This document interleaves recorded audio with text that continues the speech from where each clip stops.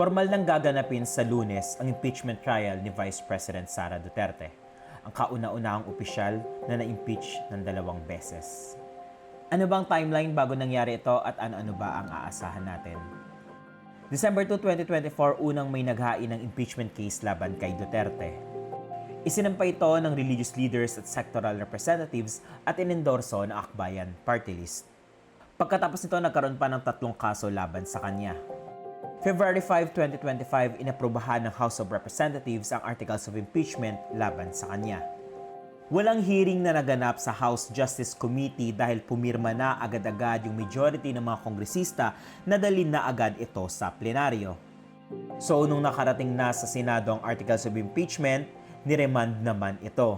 Ibig sabihin, ibinalik sa House dahil gusto ng Senado na magkaroon ng clarification kung wala bang i-breach na constitutional rules sa pagsampa ng Articles of Impeachment. July 2025, nagkaroon ng isang dramatic na development. Sinabi ng Supreme Court na unconstitutional ang naging proseso sa impeachment proceedings dahil daw multiple na kaso ang isinampa sa loob ng 1 taon. Kaya bawal muna ulit sampahan ng kaso si Duterte sa loob ng 1 taon or until February 5, 2026. Dahil dito, hindi rin natuloy yung unang impeachment case.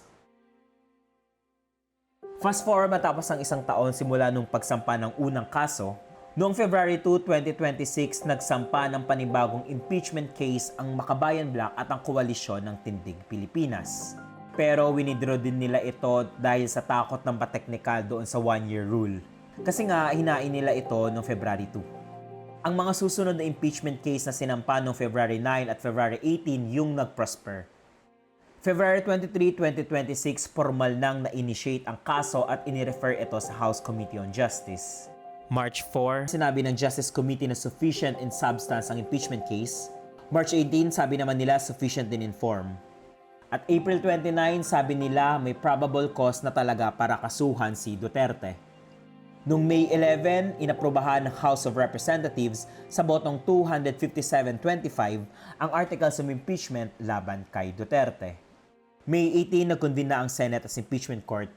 Noong May 19 to 30, sinimulan ng magpadala ng summons both sa prosecution at defense teams at nagkaroon na rin ng pre-trial proceedings kung saan nilatag ang mga rules para sa actual na paglilitis. Matapos ang madramang pre-trial conference kung saan 8,000 na piraso ng ebidensya ang minarkahan para sa confidential funds pa lang, heto na ang ating dapat abangan sa Lunes. 21 sa 23 na incumbent senators ang tatayong senator judges. Yung dalawa kasi sa kanila, si Senator Bato de la Rosa ay nagtatago dahil sa impending na kaso sa ICC, samantalang si Senator Jinggoy Estrada ay nakakulong. Si Senate President Win Gatchalian ang inaasahang tatayong presiding officer. Alas 2 ng hapon magsisimula ang impeachment trial. Si Batangas 2nd District Representative Jervil Ruistro ang inaasahang magbibigay ng opening statement bago tawagin ang mga testigo at mag-present ng documentary evidence.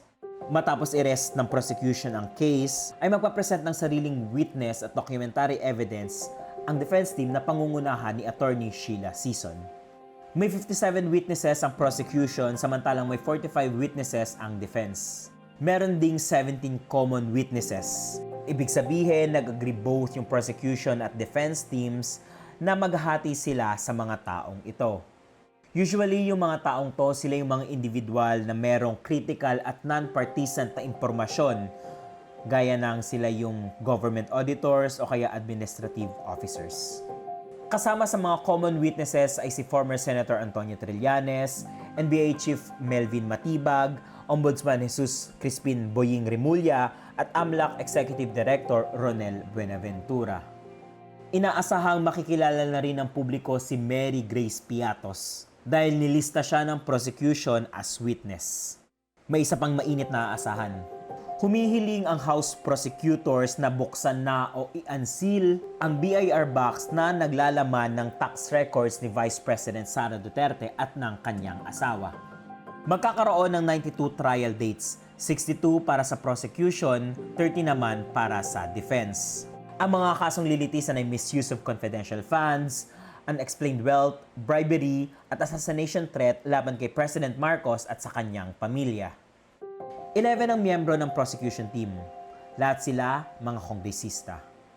Samantala, 16 ang miyembro ng defense team. Ayon sa Article 11, Section 36 ng 1987 Constitution, kailangan ng boto ng 2/3 ng lahat ng miyembro ng Senado para mahatulan ang isang na-impeach na opisyal. Ano ang possible outcomes ng pagdinig? Well, either conviction o acquittal. Kapag na-convict si Duterte, ibig sabihin napatunayan na guilty siya doon sa Articles of Impeachment, matatanggal siya sa pwesto. Pwede rin siyang makasuhan as private individual kapag pinursu ng government yung kaso. Kapag acquitted naman o napawalang sala, mareretain niya ang pwesto at magkakaroon ulit ng 1-year ban rule. Ibig sabihin, bawal muna ulit siya makasuhan. I'm Joseph Pedras, Senior Reporter for Manila Bulletin.